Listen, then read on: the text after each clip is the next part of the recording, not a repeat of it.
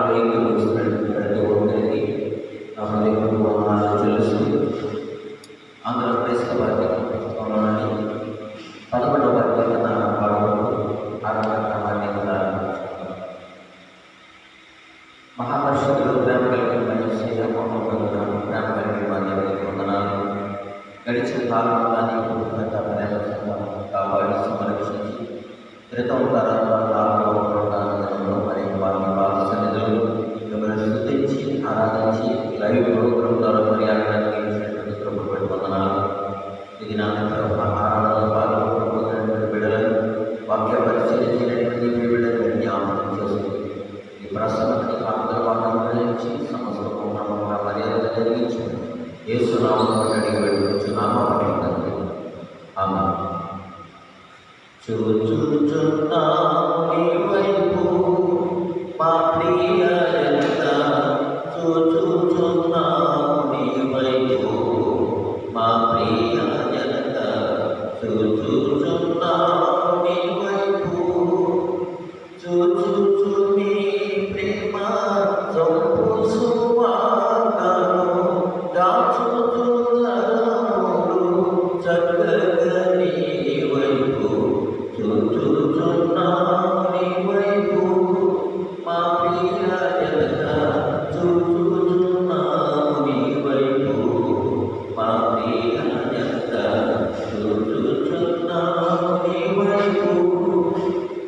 నిన్ను పాపులకు వారెవరైనా నీ శరణులకు, వారెవరైనా నీ శరణులకు,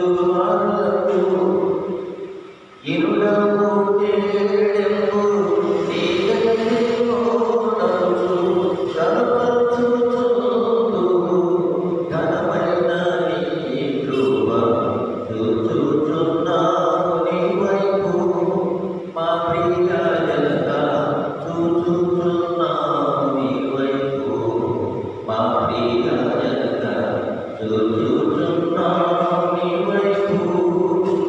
నీ భయము మా ఎడలలో నిలుపుము నీదు ప్రభావమునను, నిలుపుము నీదు ప్రభావమునను.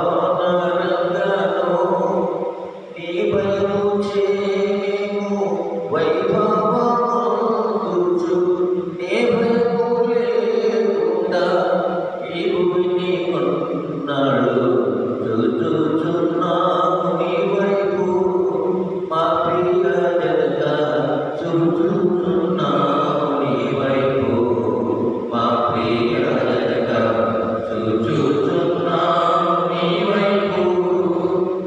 దయచూచి మమ్మునెప్పుడు మంచిని దయచేయువల్లప్పుడు, మంచిని దయచేయువల్లప్పుడు, దయచేయరానివి దయచేయుమని కూడా దయచూపి మన్నించు దయగల మా తండ్రి, చూచుచున్నాము నీ వైపు మా ప్రియ జనత, చూచుచున్నాము నీ వైపు మా ప్రియ జనత, చూచుచున్నాము నీ వైపు. తండ్రియు కుమారునియు పరిశుద్ధాత్మయుని నామమున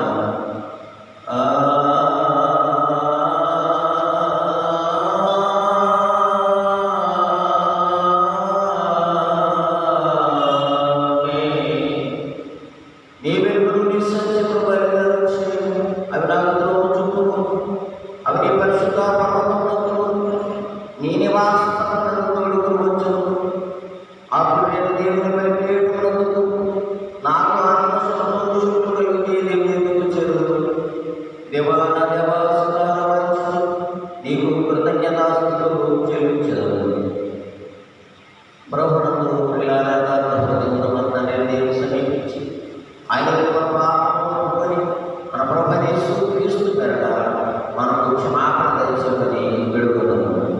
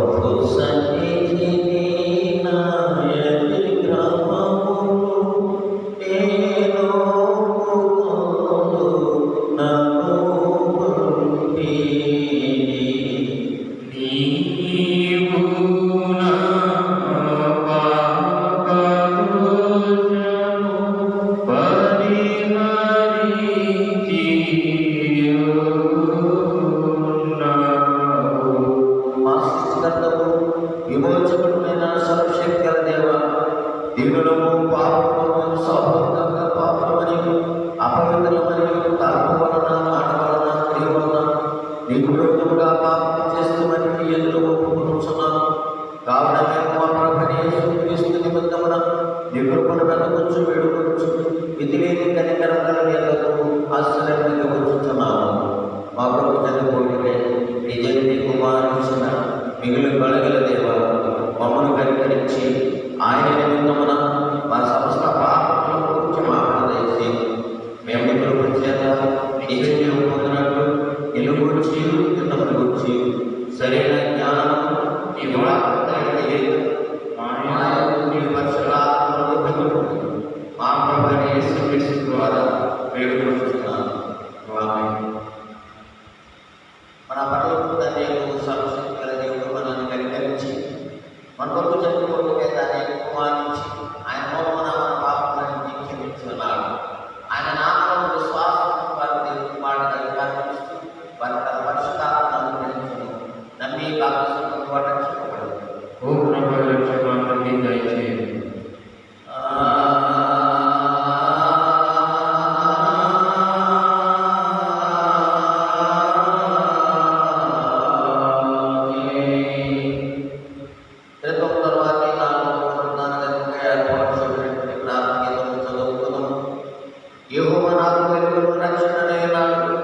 నేనెవరికి భయపడదు, యెహోవా నా ప్రాణదుర్గము, ఎవరికి వెళ్ళదు. దుష్టులు నన్ను బాధించి శత్రువులు నా మీదకి వచ్చినప్పుడు వారి తొట్టిలి కూలిని నాతో యుద్ధం చేతులు దండిగదు. నా హృదయము భయపడదు.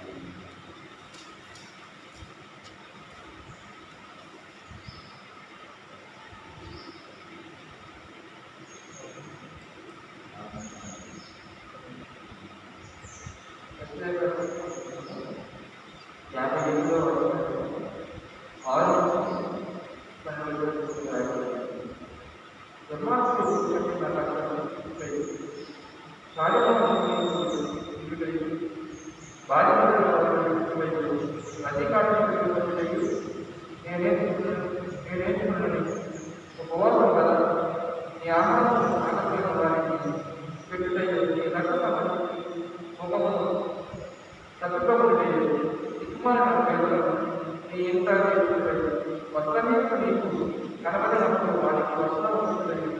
ఇదే కదా నాకు ఇష్టమైన వాడు, అలాగే చేసింది కదా. నీ వెలుగు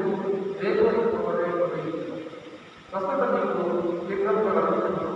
నీ నీతి నీ ముందర నీ సైన్యకు వెలుపటి ప్రాణంలో కావాలి. అప్పుడు నీవు నిలవగా నిలవకూడదు. నీవు మొదటగా ఆయన నేనున్నానని ఇతరులను ప్రవర్తించదు. వేలుపెట్టి చూపి తిరస్కరించలేదు.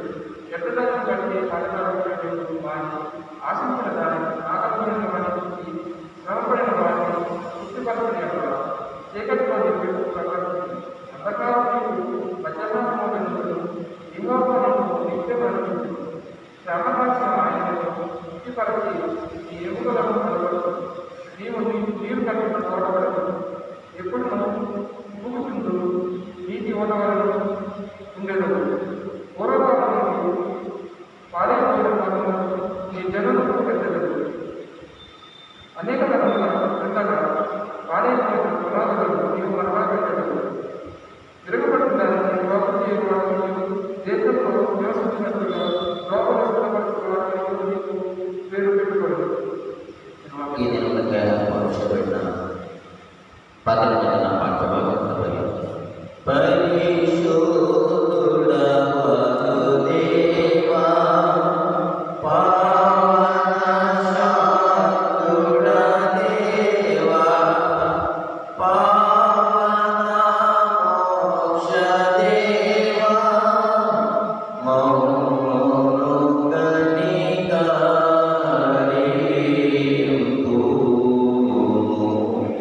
ఈ దినమున ఏర్పాటు చేయబడిన పత్రిక పాఠ్యభాగం అపోస్తలులైన పౌలు రోగులకు రాసిన పత్రిక 14వ అధ్యాయం 7వ వచనం నుండి 17వ వచనం వరకు సంగీత వచనాలు.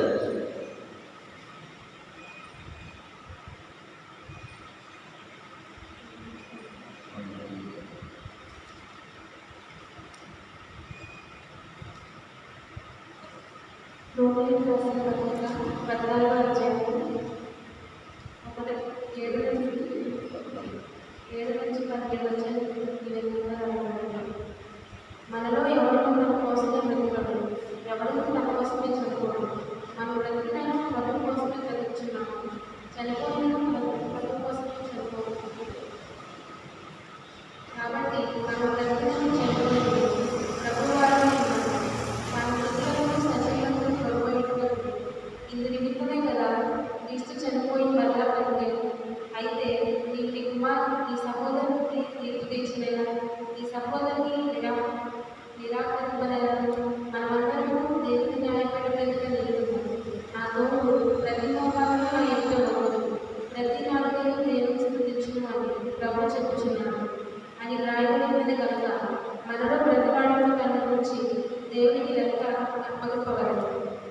కాగా మనం ఇక మీదట ఒక్కొక్కరు తీర్పు తీర్చుకున్నాము. ఇది కాక సహోదరునికి అడ్డమైనను అడ్డమైనను కలుగజేయకూడదని మీరు నిశ్చయించుకున్నారు. సహజంగా ఏది నిశ్చితం కాదని నేను ప్రభువుని యేసునందు ఎరిగి రూఢిగా నమ్ముచున్నాను.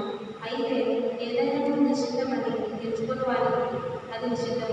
నీ సహోదరుడు నీ భోజనం దుఃఖించిన ఎడల నీ విధను ప్రేమ కలిగి నడుచుకుని వాడు కావాలి. ఎవరి కొరకు క్రీస్తు చనిపోయాడు వారిని నీ భోజనం చేసి పాడు చేయకూడదు. మీకున్న మేలైనది ముసల్మాను కానీ దేవుని రాజ్యము భోజనము ప్రాణము కాదు కదా. నీతియు సమాధానము పరిశుద్ధాత్మని ఆనందము. ఇది ఏర్పాటు చేయబడిన పత్రిక పాఠ్యభాగం హల్లెలూయా హల్లెలూయా హల్లెలూయా.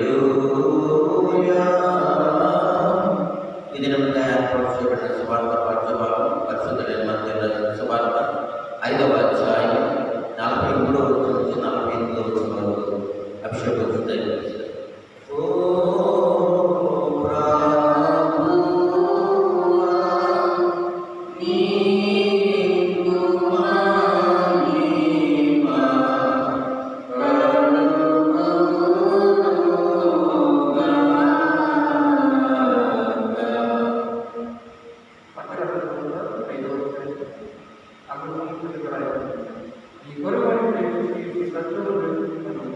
చెప్పబడిన మాట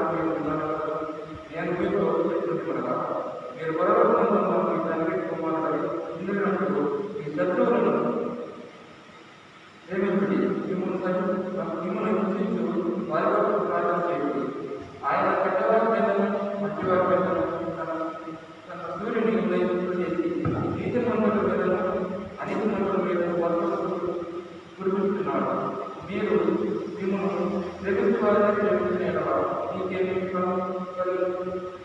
సుంకరులను అలాగే చేస్తున్నాను. ఈ సహోదరులకు మాత్రం వందనం చేసిన ఎడల మీరు ఎక్కువ చేస్తున్నది అన్ని జనులను అలాగే చేస్తున్నారు కదా. ఈ తర్వాత పరిపూర్ణులు కనుక మీరు పరిశుభ్రంగా ఉండలేదు. ఈ దినములకై ఏర్పాటు చేయబడిన సువార్త పాఠ్యభాగంలోని ఓ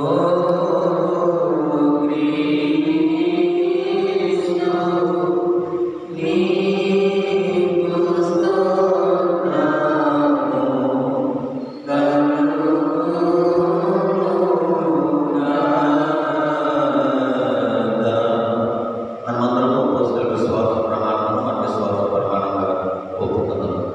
భూమి ఆకాశాలను సృజించిన సర్వశక్తి గల తండ్రి నేను నమ్ముచున్నాను. ఆయన ఏక కుమారుడు మన ప్రభువైన యేసుక్రీస్తు నమ్ముచున్నాను. ఈయన పరిశుద్ధాత్మ గణనీయమైన బుద్ధి పొందుపిల్ల అధికారం కింద శ్రమపడి వేయబడి చనిపోయి సమాధించబడని అదృష్టిలోకి దిగినని చనిపోయిన వాళ్ళను కూడా లేచి పరలోకంలోకి సర్వశక్తి గల తండ్రి చేసుకుంటున్నాడని సజీవులకు మృతులకు తీర్పు చేయడానికి వచ్చునని నమ్ముతున్నాను. పరిశుద్ధాత్మ నమ్ముతున్నాను.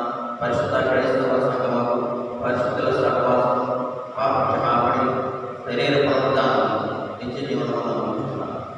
ఆమేన్.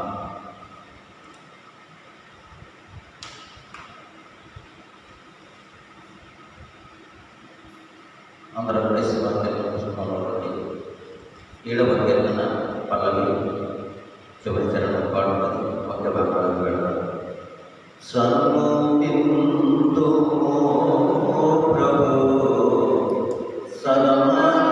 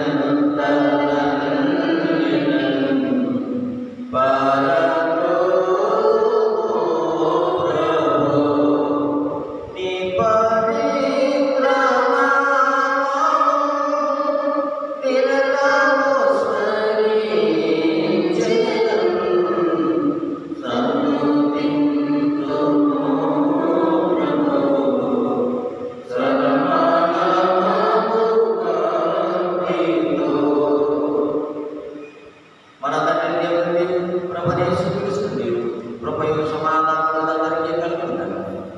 ఆమె వాక్య పరిచయం చేయడానికి మన మధ్య ఉన్న ప్రతి మాస్టర్లు వచ్చి దేవుని వాక్యాన్ని అందించవలసిందిగా ప్రేమపూర్వకంగా మన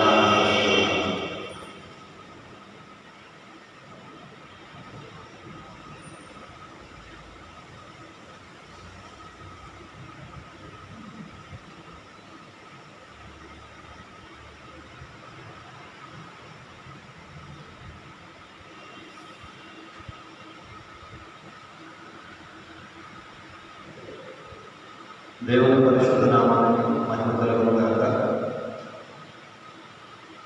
క్రితం తర్వాత 4వ ఆదివారం కొరకే ఏర్పాటు చేయబడిన వాక్య భాగాలు మన ప్రియులు చదవగా విన్నాం. కొద్ది నిమిషాలు దేవుని వాక్యంలో మనం ధ్యానం చేసుకుందాం. సువార్త పాఠం నుంచి మత్తయి సువార్త 5వ అధ్యాయము 44వ వచనాన్ని మనం చదువుతాం. నేను మీతో చెప్పున్నదేమనగా, మీరు పరలోకమందున్న మీ తండ్రికి కుమారులై ఉన్నట్లు మీ శత్రువులను ప్రేమించుడి, మిమ్మల్ని హింసించు వారి కొరకు ప్రార్థన చేయుడి. చిన్న ప్రార్థన చేసుకుంటాం. పరిశుద్ధుడైన తండ్రి, జీవము కలిగిన ఆయన, గొప్ప దేవ, కనికర సంపన్నుడ, వందనాలు స్తోత్రాలు తెలుస్తున్నాం నాయన. ఈ యొక్క పునరుద్ధాన దినంలో తండ్రి ఈ సన్నిధిలో చేరి దేవుని యొక్క వాక్యాన్ని ధ్యానించడానికి ఇచ్చిన అవకాశం బట్టి వందనాలు స్తోత్రాలు. పరిశుద్ధులైన తండ్రి, నీతి స్వరూపులైన ప్రభువా, మీకు వందనాలు స్తోత్రాలు. చదవబడిన వాక్య భాగాన్ని దీవించి ఆశీర్వదించమని వేడుకుంటున్నాం ప్రభువా. నా తండ్రి, ఈ పరిశుద్ధాత్మ అందరికీ దయచేయండి. మీకు స్తోత్రాలు తెలుస్తున్నాం. ఎంతమంది అయితే యొక్క ప్రార్థన నిర్వహిస్తున్నారో వారిని దీవించండి, ఆశీర్వదించండి, కృపలో బలపరచండి. మీకు వందనాలు స్తోత్రాలు. తండ్రి, మీ వాక్యం మాకు అనుగ్రహించండి. మీరే మహిమ పొందండి. నేను వట్టివాడు తండ్రి, మీ సిలువ చాటున బలపరచుకుని మీరు మాట్లాడండి. మీకే సకల మహిమ చెల్లిస్తున్నాను. యేసు పరిశుద్ధంలో ప్రార్థిస్తున్నాము తండ్రి, ఆమేన్. చదువుకున్నటువంటి ఈ యొక్క వాక్య భాగంలో 40 మత్తయి సువార్త 5వ అధ్యాయం 44వ వచనం. నేను మీతో చెప్పినదేమనగా, మీరు పరలోకమందున్న మీ తండ్రికి కుమారులై ఉంటున్నట్లు మీ శత్రువులను ప్రేమించుడి, మిమ్మల్ని హింసించు వారి వరకు ప్రార్థన చేయండి. చదవనటువంటి వాక్య భాగము ప్రభు అయినటువంటి యేసుక్రీస్తు వారు ఆ యొక్క కొండ మీద చేసినటువంటి ప్రసంగంలో ఆయన బయలుపరిచినటువంటి అనేకమైనటువంటి నూతన నిబంధన సంబంధమైనటువంటి ఆత్మ సంబంధమైనటువంటి సంగతులను తెలియచేస్తున్నారు. వాటిలో ఇది ఒకటి. 43వ వచనాన్ని మనము ఒకసారి చదువుకున్నట్లయితే, నీ పొరుగువాన్ని ప్రేమించి నీ శత్రువును ద్వేషించమని చెప్పబడిన మాట మీరు విన్నారు కదా. నేను మీతో చెప్పున్నదేమనగా, మీరు పరలోకమందున్న మీ తండ్రికి కుమారులై ఉన్నట్లు మీ శత్రువులను ప్రేమించుడి అనేటువంటి విషయాలు మనం చూస్తూ ఉన్నాం. శత్రువులను ప్రేమించడం, మనల్ని హింసించే వారిని గురించి ప్రార్థించడం అనేటువంటి విషయాలను మనం ఇక్కడ చూస్తూ ఉన్నాం. సాధారణంగా మనతో మంచిగా ఉన్న వారిని, వాళ్ళతో మాత్రమే మనం మంచిగా ఉంటాం. సాధారణంగా మనతో శత్రుత్వం పెంచుకునేవారంటే వారితో స్నేహం చేయటం, లేదంటే వారి గురించి ప్రార్థన చేయటం, వారిని ప్రేమించడం అనేటువంటి విషయాలు సాధారణంగా అవి ఇంచుమించు అసాధ్యమనే చెప్పాలి. కానీ దేవుని వాక్యం ఏమని సెలవిస్తుందంటే, మీరు పరలోకమందున్న మీ తండ్రికి కుమారులై ఉండునట్లు మీ శత్రువులను ప్రేమించండి. మనందరం ఏమనుకుంటాం, మనందరం విశ్వసిస్తాం ఏమని అంటే, మనము దేవుని సృష్టి అయి ఉన్నాము, మన సృష్టికర్త అయినటువంటి దేవుడు పరలోకమందు ఉన్నాడు అని చెప్పి మనందరం విశ్వసిస్తాం. అంటే ఆయనకు మనము కుమార్తెలుగా ఉన్నామని విశ్వసిస్తాం. మన సృష్టికర్త అయినటువంటి దేవుడు మనకు తండ్రిగా ఉన్నాడని మనం విశ్వసిస్తాం. అయితే ఒక వాక్యం మనం చూద్దాం. యోహాను సువార్త 1వ అధ్యాయము 12వ వచనాన్ని కనుక మనం చూసినట్లయితే, యోహాను సువార్త 1వ అధ్యాయం 12వ వచనం. తన్ను ఎందరు అంగీకరించిరో వారికందరికీ, అనగా తన నామమందు విశ్వాసం ఉంచిన వారికి దేవుని పిల్లలకు ఆయన అధికారము అనుగ్రహించెను అనేటువంటి విషయాన్ని చూస్తున్నాం. ఈ వాక్యాన్ని జాగ్రత్తగా పరిశీలన చేసినట్లయితే, తన నామమందు విశ్వాసం ఉంచిన వారు దేవుని పిల్లలయ్యారు అని అంటలా. క్రీస్తు నామమందు విశ్వాసం ఉంచిన వారు దేవుని పిల్లలు అయ్యారు అని అంటలేదు. కానీ దేవుని పిల్లలు అవటానికి అధికారం అనుగ్రహించారట. క్రీస్తునందు విశ్వాసం ఉంచిన వారికి ఆయన పిల్లలు అవటానికి అధికారం అనుగ్రహించారు.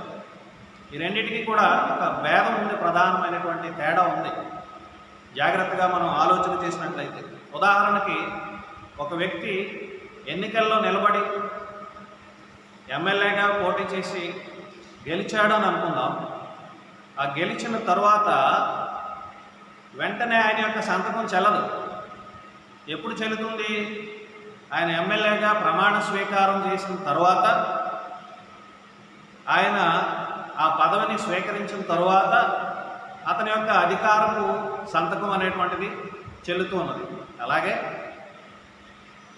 దేవుని వాక్యం మనకు తెలియజేస్తూ ఉన్నది ఏమనంటే, మనందరము కూడా యేసుక్రీస్తునందు విశ్వాసం ఉంచినంత చేతనే పిల్లలమైపోలేదు, కానీ అంతకు మించి దేవుని వాక్యం సెలవిస్తుంది, ఆయన పిల్లలు అవడానికి అధికారం అనుగ్రహించబడిందంట. అధికారం అనుగ్రహించబడింది. అయితే ఆయన పిల్లలు అని మనం రూఢిపరచుకోవడానికి ఇంకొన్ని విషయాలు మన జీవితంలో జరగాలి. అదే యాకోబు భక్తుడు కూడా చెప్పి ఉన్నాడు ఏమిటంటే, మీ క్రియలు, మీ విశ్వాసము క్రియలు లేనిదైతే అది మృతము అని చెప్పి. దేవుని యందు విశ్వాసం ఉంచిన మనందరం కూడా దేవుని పిల్లలవటానికి దేవుడు అధికారం ఇచ్చాడు. మరి ఎప్పుడు దేవుని పిల్లలు అవుతాం? ఎప్పుడు మనం దేవుని పిల్లలు అవుతాము అని అంటే, ఒకసారి దేవుని యొక్క వాక్యం నుంచి రోమేలకు రాసిన పత్రిక 8వ అధ్యాయం 14వ వచనం మనం చూసినట్లయితే, దేవుని ఆత్మ చేత ఎందరూ నడిపించబడుదురో వారందరూ దేవుని కుమారులై ఉందురు అని వాక్యం సెలవిస్తూ ఉన్నది. మరలా చదువుతున్నాను. దేవుని ఆత్మ చేత ఎందరూ నడిపించబడుదురో వారందరూ దేవుని కుమారులై ఉందురు. దేవుని ఆత్మ చేత నడిపించబడిన వారు మాత్రమే దేవుని కుమారులు, దేవుని పిల్లలు. దేవుని ఆత్మకు ఇష్టమైనటువంటి రీతిలో దేవుని చిత్తమును మనం తెలుసుకొని, ఆయన ఆలోచన ఏంటో మనం తెలుసుకొని దాన్ని చేయడాన్ని బట్టి మాత్రమే మనం దేవుని పిల్లలం అవుతాం. కానీ కేవలం విశ్వాసం ఉంచడం అని అంటే దేవుని ఆత్మకు విరోధంగా నడుచుకోవడం కాదు. ఆయన ఒక విషయం చెప్తే మనం ఒక విషయం చేయటం కాదు. ఎందరైతే దేవుని ఆత్మ చేత నడిపించబడతారో వారు దేవుని పిల్లలు, దేవుని కుమారులు పడతారు.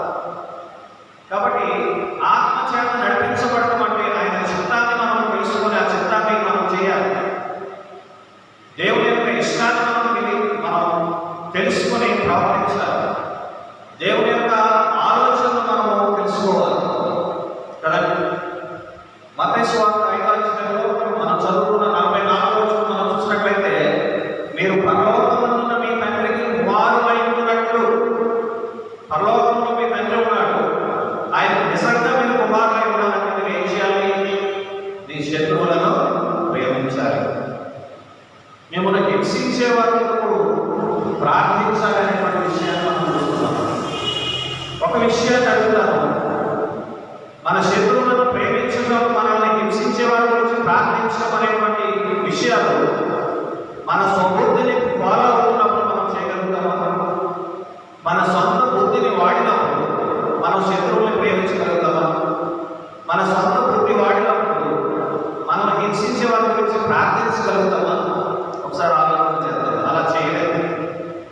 ఎప్పుడు మనం చేయగలుగుతామంటే, దేవుని ఆత్మ చేత మనం నడిపించబడినప్పుడు, దేవుని ఆలోచన ఏంటో మనం తెలుసుకున్నప్పుడు, ఆయన చిత్తాన్ని మనం తెలుసుకున్నప్పుడు మాత్రమే, స్వబుద్ధిని చంపివేసినప్పుడు మాత్రమే, స్వబుద్ధిని సమాధి చేసినప్పుడు మాత్రమే, దేవుని యొక్క జ్ఞానం, దేవుని యొక్క బుద్ధిని బట్టి మనం నడుచుకున్నప్పుడు మాత్రమే దేవుని యొక్క చిత్తాన్ని మనం చేయగలుగుతాం. అప్పుడే శత్రువులను ప్రేమించగలుగుతాం.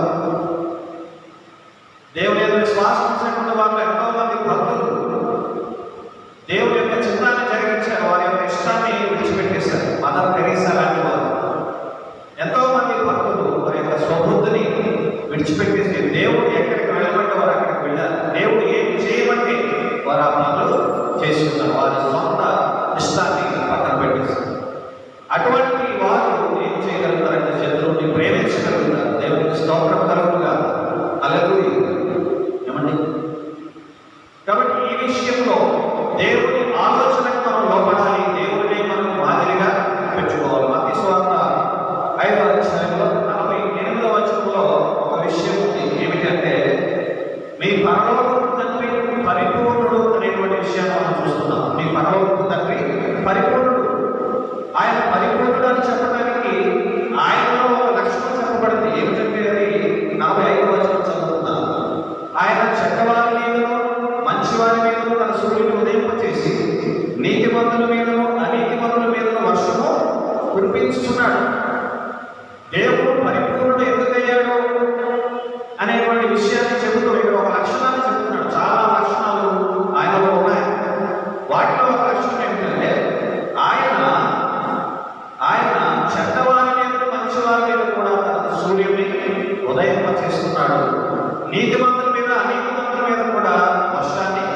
కురిపిస్తూ ఉన్నాడు. దేవునికి స్తోత్రం కలుగునుగా. హల్లెలూయా. ఈ లోకంలో దుష్టులు ఉన్నారు, నీతిమంతులు కూడా ఉన్నారు, మంచివారు ఉన్నారు. అయితే సూర్యుడు అందరికీ ఉదయిస్తున్నాడు, అందరికీ వెలిగిస్తూ ఉన్నాడు. వర్షం అందరికీ పడుతుంది, మంచివారికి పడుతుంది, చెడ్డవారికి కూడా అనుగ్రహించబడుతూ ఉన్నది. అంత మాత్రమే కాకుండా దీనిలో ఉన్న ఆత్మీయ అర్థాన్ని మనం చూసినప్పుడు తన సూర్యుని అంటున్నాడు కదా. యేసుక్రీస్తు వారు నీతి సూర్యుడు అని చెప్పబడింది. దేవుని కుమారుడు యేసుక్రీస్తు వారు నీతి సూర్యుడిగా ఈ లోకానికి ఆయన పంపించబడి ఉన్నారు. ఆయన మానవులందరి కొరకు పంపించబడి ఉన్నారు. అందుకనే యేసుక్రీస్తు అందరికీ ప్రభువు అనేటువంటి విషయాన్ని మనం చూడగలుగుతున్నాం. మానవులు ప్రతి ఒక్కరి కొరకు ఆయన శ్రమను అనుభవించారు, శిలువ మరణం పొందారు, కలువరి శిలువలో రక్తాన్ని చిందించినట్లుగా మనం చూస్తూ ఉన్నాం. దేవుడు మనల్ని ప్రేమించిన విధానం అందరికీ సమానమైన రీతిలో ఆయన ప్రేమను పంచారు. ఒకే విధంగా ఆయన మనల్ని పరిగణించినట్లుగా మనం చూస్తూ ఉన్నాం. 45వ వచనంలో మనం చూస్తున్నాం, నీతిమంతుల మీదలో అనీతిమంతుల మీదలో వర్షము ఆయన కురిపిస్తూ ఉన్నాడు. కీర్తన 145 వచనం మనం చూసినట్లయితే యెహోవా అందరికీ ఉపకారి అనే విషయాన్ని మనం చూస్తాం. యెహోవా అందరికీ ఉపకారి, ఆయన కనికరములు ఆయన సమస్త కార్యముల మీద ఉన్నాయి. కొన్ని కార్యముల మీదే ఉన్నాయా ఆయన కనికరములు? కాదు, ఆయన కనికరములు సమస్త కార్యముల మీద ఉన్నాయి. ఏ పక్షపాతం ఆయన లేదు. అందరినీ ఒకే ప్రేమతో ఆయన ప్రేమించారు. అందరి వరకు ఆయన పరిశుద్ధ రక్తాన్ని చిందించినట్టుగా మనం చూస్తూ ఉన్నాం. దేవునికి స్తోత్రం కలుగునుగా. హల్లెలూయా. ఆయన అందరి వరకు కూడా మరి ఈ లోకానికి వచ్చి పాప విమోచనార్థమై శిలువ యాగం చేసినట్టుగా మనం చూస్తూ ఉన్నాం. లోకాసు వార్త 11వ అధ్యాయం 11వ వచనము నుంచి మనం చూసినప్పుడు 11:11లో ఈ విషయం మనకు కనబడుతుంది. ఏమిటంటే 11వ వచనం, మీరు ప్రత్యేక వాడు తన కుమారుడు చేపడితే చేపకు ప్రతిగా పామునిచ్చిన, గుడ్డు నడిగితే తేలునిచ్చిన, కాబట్టి మీరు చెడ్డవారి నుండి మీ పిల్లలకు మంచి కూడా ఎరిగి ఉండగా పరలోకమందున్న మీ తండ్రి నన్ను అడుగువారికి పరిశుద్ధాత్మ ఎంతో నిశ్చయముగా అనుగ్రహించునని. అడిగేటువంటి ప్రతి ఒక్కరికి దేవుడు పరిశుద్ధాత్మ ఇస్తాడు. దేవునికి స్తోత్రం కలుగునుగా. హల్లెలూయా.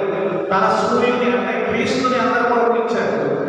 తను అడిగేటువంటి వారందరికీ కూడా పరిశుద్ధాత్మ కూడా దేవుడు పరిశుద్ధాత్మ వర్షాన్ని దేవుడు ఇస్తూ ఉన్నారు.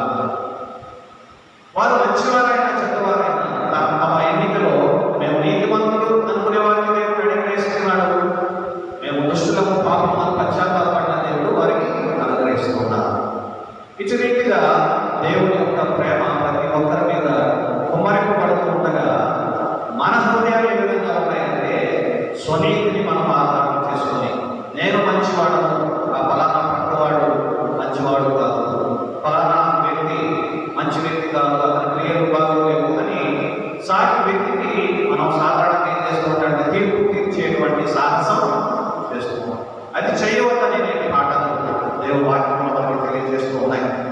ఏమండి, లూకాసు వార్తలోనే 6వ అధ్యాయంలో 35వ వచనాన్ని మనం చూసినప్పుడు, మీరైతే ఎట్టి వారిని గురించి అయినా నిరాశ చేసుకొనక మీ శత్రువులను ప్రేమించుడి, మేలు చేయుడి, అప్పు ఇయ్యుడి, అప్పుడు మీ ఫలము గొప్పదై ఉండను. మీరు సర్వోన్నతుని కుమారులై ఉందురు.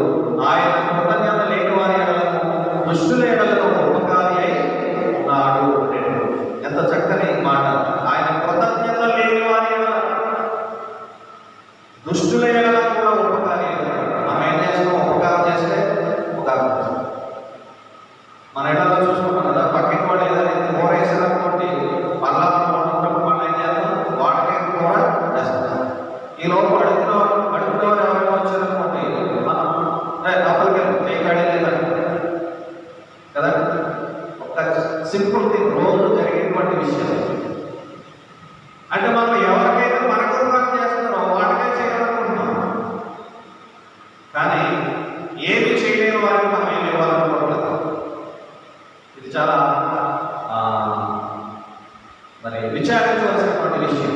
ఆయన కృతజ్ఞత లేని వారి ఎడలను దుష్టుల ఎడలను ఆయన ఉపకారిగా ఉన్నట్లుగా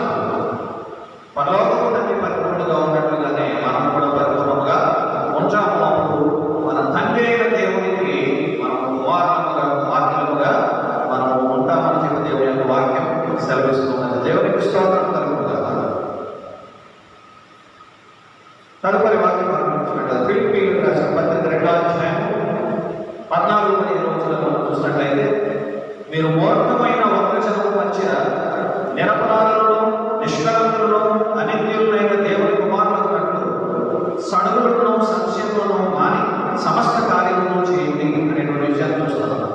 ఇక్కడ కూడా ఏమని కనబడుతుంది?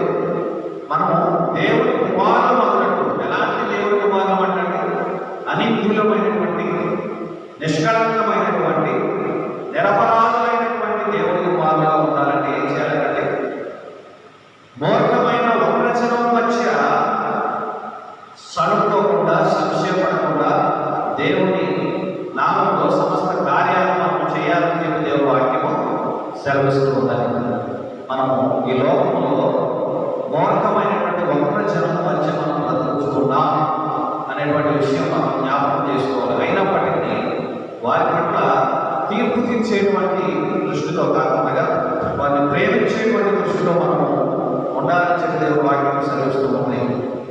ఇదే మాట ఈనాటి పాత నిబంధన భాగంలో మనం చూడగలుగుతున్నాం. యెషయా గ్రంథం 58వ అధ్యాయం 9వ వచనం మనం చూసినట్లయితే అక్కడ 3 విషయాలు మనం చూస్తూ ఉన్నాం. ఇతరులను బాధించుటయు, వేలు పెట్టి చూపి తిరస్కరించుటయు, చెడ్డదానిని బట్టి మాట్లాడుటయు నీవు మాని. ఏమేమి మానేమంటాడు దేవుడు? 3 విషయాలు మానేమంటాడు. ఒకటి, ఇతరులను బాధించుటయు. కొంతమంది వీళ్ళకి వాళ్ళ అపకారం ఏమి చేయకపోయినా అదొక బుద్ధి అనమాట. ఏంటంటే ఒకటి బాధపడతారు, ఏదో ఒక మాట అనాలి.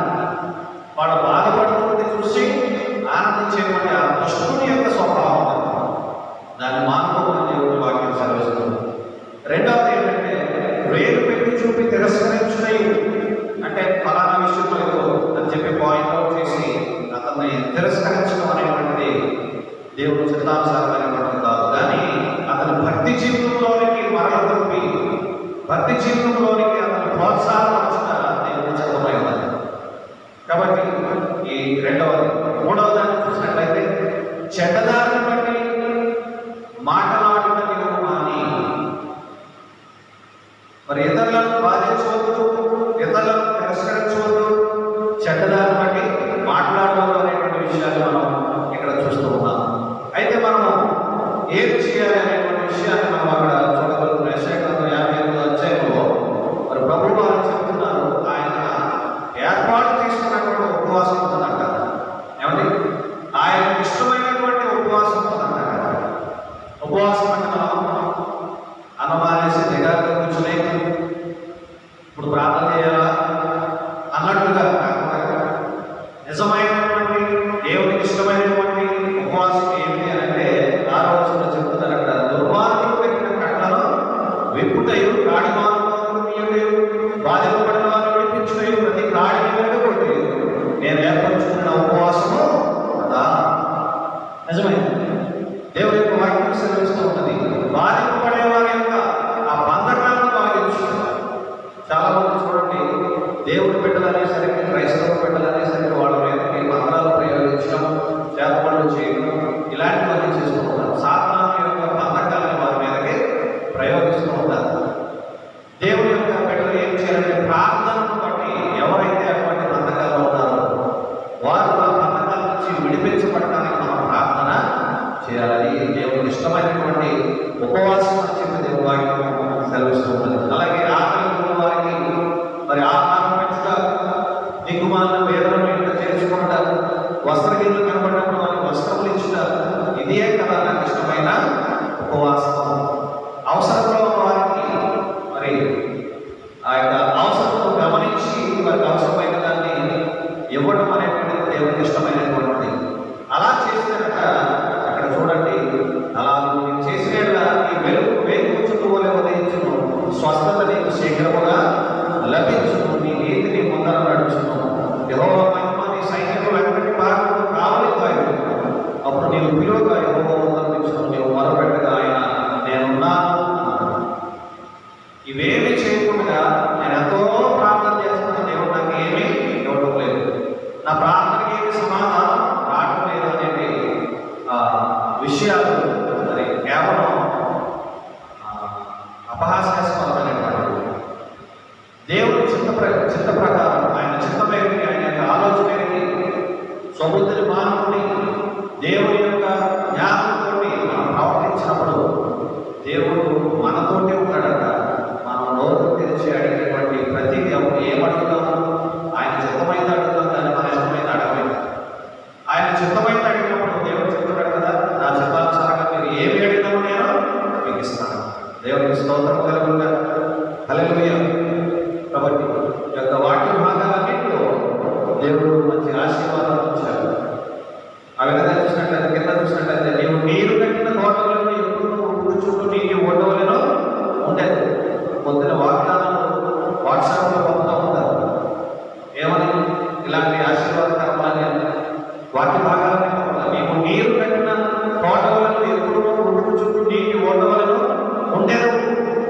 అయితే ఎప్పుడు ఉంటాడు అనేటువంటి విషయం పైన ఉంటుంది, అది రాయదు. ఎప్పుడు ఉంటాడు? పేదలు కనికరించినప్పుడు. ఎప్పుడైనా ఒకసారి ఒక 10 రూపాయలు ఒక పేదవాడికి ఇవ్వగలిగేవా? ఆపదలో నువ్వు ఆదుకున్నావా? వస్త్రానికి వస్త్రాలు ఇచ్చేవా? ఆకలితో వాళ్ళు తీసుకెళ్ళి కనీసం భోజనం పెట్టవకుండా ఇవేమి చేయకుండా నేను మాత్రం నీటి ఓవర్పడినటువంటి మొక్కలాగా దేవుడిని చేసేయాలి కదా.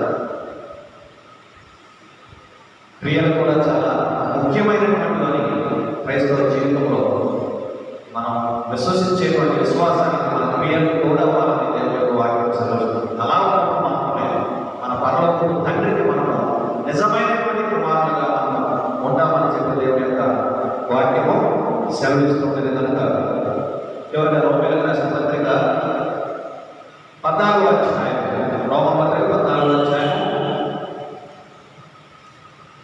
7వ వచనం 8వ వచనం చదువుతున్నాను. మనలో ఎవరు తన కోసమే బ్రతుకుడు, ఎవరు తన కోసమే చనిపోడు. మనం బ్రతికినాను ప్రభువు కోసమే బ్రతుకుతున్నాము, చనిపోయినాము ప్రభువు కోసమే చనిపోతున్నాము. కాబట్టి మనం బ్రతికినను చనిపోయినాము ప్రభువు వారమై ఉన్నాము. ఇప్పుడు మన స్వబుద్ధి ఏమైనా పనిచేస్తుందా? పని చేయకూడదు. ఎందుకనంటే మనం చనిపోయిన బ్రతికిన ఎవరి కోసం బ్రతకాలంట? దేవుని కోసమే బ్రతకాలి, దేవుని కోసమే చనిపోవాలి. ఆయన కొరకే మనం ప్రయోజనమై ఉండాలి, ఆయన కొరకే మనం జీవించాలి. ఈ లోకము ఆయన కొరకు జీవించడానికి ఇవ్వబడింది, మన ఇష్టానుసారంగా ప్రవర్తించడానికి ఇవ్వబడలేదు. దేవుని చిత్తం జరిగించడానికి ఈ జీవితం మనకి ఇవ్వబడింది. దేవుని యొక్క సత్యాన్ని స్థాపించడానికి ఇవ్వబడింది, దేవుని యొక్క స్వార్థను ప్రకటించడానికి ఇవ్వబడింది. అనేకులను ఆ పరలోక రాజ్యం యొక్క పౌరులుగా చేయడానికి ఇవ్వబడింది. ఎప్పుడు ఆ విధంగా చేయగలుగుతామంటే మన శత్రువులు సైతం ప్రేమించి వారి గురించి ప్రార్థించినప్పుడు దేవునికి నిజమైనటువంటి కుమారులుగా ఉండేటువంటి అవకాశం ఉన్నది. అక్కడ 12వ వచనంలో చూడగలుగుతున్నాం, మనలో ప్రతి వాడు తన గురించి దేవునికి లెక్క అప్పగించాలి. తన గురించి అప్పగించాలి, పక్కబడి విషయాలను మనం వద్దు. ఏమన్నా మన గురించి మనం లెక్క చెప్పుకోవాలి. మన ప్రవర్తన ఎలా ఉంది దేవుని సన్నిధిలో అనేటువంటి విషయాన్ని మనం వేరే చేసుకొని దేవుని వాక్యపు వెలుగులో మన యొక్క జీవితాన్ని సరిదిద్దుకొని దేవుని ఇష్టమైనటువంటి రీతిలో మనం జీవితాలు ఈ యొక్క ప్రత్యేకమైన సమయంలో పరిశుద్ధాత్మ దేవుని వాటి కృపను నిండుగా మెండుగా మనందరికీ దయచేయడం కాక దేవుని మాటలను దీవించి ఆశీర్వదించుకుంటారు. ఆమె నాకు ఈ అవకాశం ఇచ్చినటువంటి దేవాదేవుని వందనాలు చెల్లిస్తున్నాను. అలాగే రాష్ట్ర గారికి హృదయపూర్వక వందనాలు చెల్లిస్తూ ముగిస్తున్నాను. Thank you.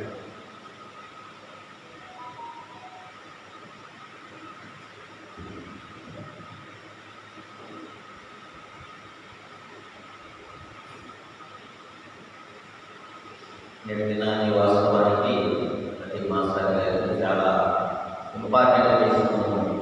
నిబంధన వెళ్ళవలసిన అయినప్పటికీ తర్వాత వచ్చి దేవుని వాక్యాన్ని అందించినందుకు వాటి నా సంఘపక్షగా పక్షగా నా వందనాలు తెలుస్తాడు.